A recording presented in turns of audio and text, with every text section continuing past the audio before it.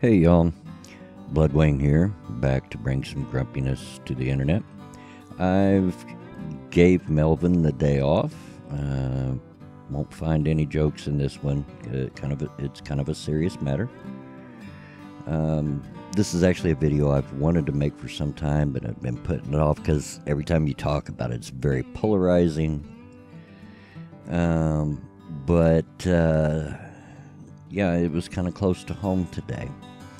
Many of you may know by now that in Noblesville, Indiana, there's been another school shooting. Now, the last I heard, 3 people were injured, 2 kids and an adult, no deaths. And they have captured the suspect, who, last I heard, was a student at the middle school the shooting happened to. And they had plans to go on to the high school and shoot. Now, this is close to home because, as most of you know, I live in Indianapolis, Indiana. Noblesville is sort of a bedroom community 25 miles north of Indianapolis, made up mostly of middle to upper middle class people. Now, since I live in the far southern portion of the city, it's about 50 miles from me, but it's close enough that even my buddy Irate Bear DM me on Twitter to make sure everybody here was okay, and thank you for that, Bear. As I said, this is something I've been wanting to do anyway, but have put off, but since this happened so close, it spurred me on to go ahead and do it. But this isn't going to be a video about gun control, which is where it always devolves to anytime there's a school shooting, regardless of which side of the aisle you are on. And the tact I'm going to take, I also want to point out, down in the description, I'm going to put a link to a video that my friend Melissa Carlee made some time ago about this subject that I found very interesting and very good. So please go give that a watch as well. It'll give some further detail because I'm not going to give a lot of detail. This is just going to be my opinion on it. As I said, anytime there's a school shooting, it always devolves into a gun debate issue. And that's from either side. Either if you want to label it SJW or anti-SJW side. But I'm not going to get all into that and the Second Amendment and stuff. If you want to know more about that, go visit my buddy Running Guns. He knows more about all that stuff than I certainly do. But, well, here's what I want to say. Guns have been a part of American society, and the issue of ownership of guns by private citizens has been a part of American society since the country's very inception. We've always had guns. Semi-automatic weapons and automatic weapons have been around since the very early part of the 20th century. And post-World War II, automatic weapons by way of the Tommy gun was fairly easy to get. It was quite common. In fact, it was a preferred weapon of gangsters of the day. But yet, school shootings were a really, really rare thing. Mass shootings in general were a really rare thing outside of the mafia or gangland scenario. It was extremely rare and you never heard of it. And it didn't seem to become popular to somewhere around the time of the Columbine shootings. And then it exponentially and very quickly started to take off from there till we get to where we are now, and it seems like almost every day you turn on the news, you flip on Twitter, there's news of another school shooting. Now, as I said, guns have always been here. Semi-automatic and automatic weapons have been here for a very long time. But school shootings are a relatively recent, more modern phenomena, at least on a regular basis. There were a few over the time, but they were very, very spread out and very rare. You can find out more detail on that if you go and watch Melissa's video that I'm going to link. So in my mind, it's not the guns. When these issues pop up, either side shouldn't be focusing on the guns, because we're doing a disservice to the victims and to our society by focusing on the guns.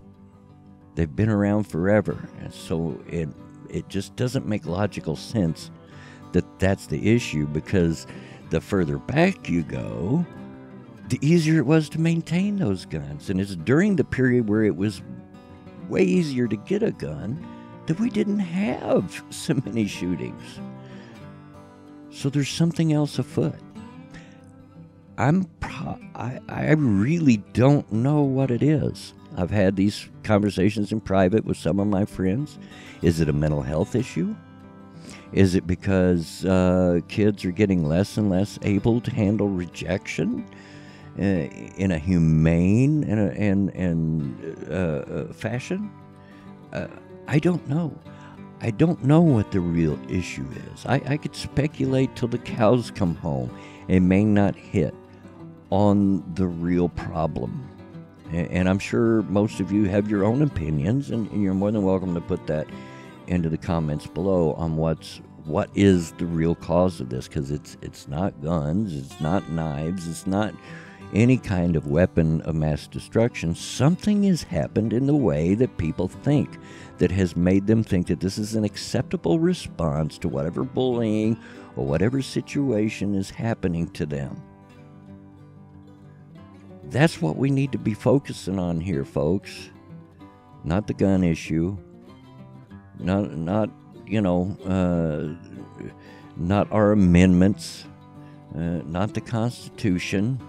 Not local and state laws. We need to be focusing on why these kids and other people that are performing these school shootings and mass shootings, why is it happening? Why do they think that that's acceptable? Because that is not normal thinking. What happened with these people? What has happened in our society that has triggered abnormal thinking in these people that perform these crimes?